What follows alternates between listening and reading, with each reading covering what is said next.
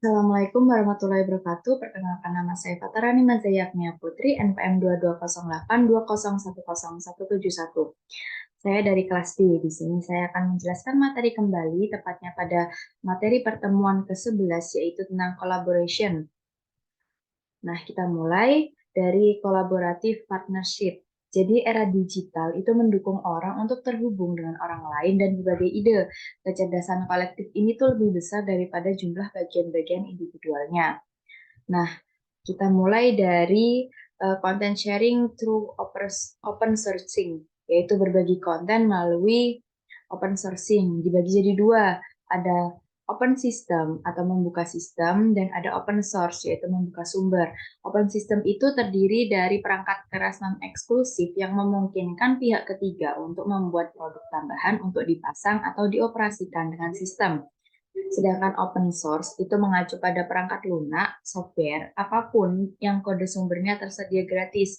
Jadi bukan berdasarkan biaya atau lisensi seperti dalam bisnis elektronik untuk ditinjau dan dimodifikasi oleh pihak ketiga manapun. Selanjutnya kita akan membahas tentang user contribute content, yaitu konten yang dikontribusi oleh pengguna. Jadi konten itu dibuat dan diperbarui oleh banyak pengguna untuk banyak pengguna. Perusahaan merangkul konten kontribusi pengguna untuk membantu segala hal mulai dari pemasaran sampai pengembangan produk dan jaminan kualitas. Kemudian memindahkan kontrol media online dari tangan pemimpin ke tangan pengguna dan mendorong alat rekomendasi mereka. Selanjutnya ada collaboration inside the organization, yaitu kerjasama dalam organisasi. Yang pertama ada collaboration system. Collaboration system itu artinya sistem kerjasama, yaitu seperangkat alat yang mendukung kerja tim atau kelompok dengan memfasilitasi pembagian dan aliran informasi. Kemudian ada knowledge management atau bisa disingkat KM, itu menangkap, mengklasifikasikan, mengevaluasi, mengambil, dan berbagi aset informasi dengan cara memberikan konteks untuk keputusan dan tindakan yang efektif. Nah, tujuan utamanya, primary objective dari knowledge management itu untuk memastikan bahwa pengetahuan perusahaan tentang fakta, sumber informasi, dan solusi tersedia untuk semua karyawan kapanpun dibutuhkan. Kemudian ada knowledge management system, yaitu untuk mendukung penangkapan, pengorganisasian, dan penyebaran pengetahuan, yaitu pengetahuan di seluruh organisasi. Jadi, sistem manajemen pengetahuan ini tuh dapat mendistribusikan basis pengetahuan organisasi dengan menghubungkan orang-orang dan mengumpulkan keahlian mereka secara digital. Selanjutnya kita akan mempelajari jenis pengetahuan. Ada dua, ada explicit knowledge, yaitu pengetahuan secara eksplisit, dan ada tacit knowledge, yaitu pengetahuan secara tacit. Explicit knowledge ini terdiri dari apa saja yang dapat didokumentasikan, diarsipkan, dimodifikasi seringkali dengan bantuan IT. Contohnya ada paten, merek dagang, rencana bisnis, kemudian ada riset pemasaran dan daftar pelanggan. Selanjutnya ada tacit knowledge, yaitu pengetahuan yang terkandung di dalam kepala orang. Itu tuh biasanya tuh pokoknya pengetahuan tacit itu tuh tantangan yang melekat dalam pengetahuan diam-diam.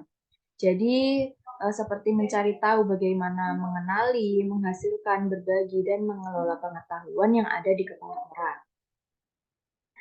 Selanjutnya kita akan membahas tentang crowdsourcing, the wisdom of the crowd. Ada 4, yaitu ada crowdvoting, crowdfunding, crowd contest, dan microtasking. Nah, di sini saya kurang lebih tidak akan menjelaskan satu persatu ya, karena keterbatasan waktu dan masih masih ada materi lain yang mungkin masih harus dibahas. Tapi yang terpenting di sini semua ini tuh kalau kita search di internet juga pasti ada. Setahu saya yang masih saya ingat, tapi sebenarnya saya juga sudah mempelajari keempatnya. Itu microtasking itu semacam tugas kecil-kecilan gitu. Jadi tugas yang kita kerjakan, tapi tugasnya itu kecil-kecil, di mana di situ kita bisa mendapatkan keuntungan yaitu berupa uang dan sebagainya. Di sini ada manfaat dari crowdfunding. Nah, manfaatnya itu di sini ada 4, yaitu pertama membangun komunitas pelanggan, belajar tentang pasar, kemudian publisitas, dan menggalang dana tambahan di luar. Nah, jadi saya baru ingat. Jadi crowdfunding itu semacam untuk penggalangan dana, seperti itu. Kemudian ada, sebentar. Kemudian kalau crowd contest itu semacam kayak eh, nanti itu contohnya tuh seperti diadakannya kontes untuk kayak ajang ajang apa ya eh, terbaik gitu. Nanti jadi tuh yang terbaik itu nanti bisa apa namanya sebagai pengembangan perusahaan juga gitu, pengembangan ide perusahaan gitu.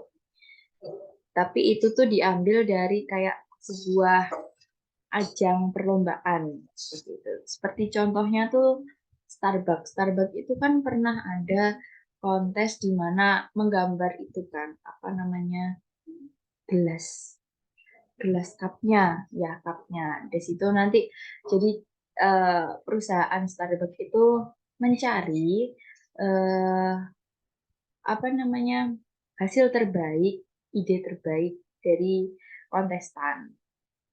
Seperti itu. Kalau crowd voting ini seperti namanya, berarti adanya voting. Jadi pengambilan eh, sumbernya tuh crowdsourcing-nya tuh berdasarkan voting. Nah, sekian penjelasan dari saya. Mohon maaf apabila ada banyak sekali salah kata atau penjelasan yang kurang. Terima kasih sudah menonton. Wassalamualaikum warahmatullahi wabarakatuh.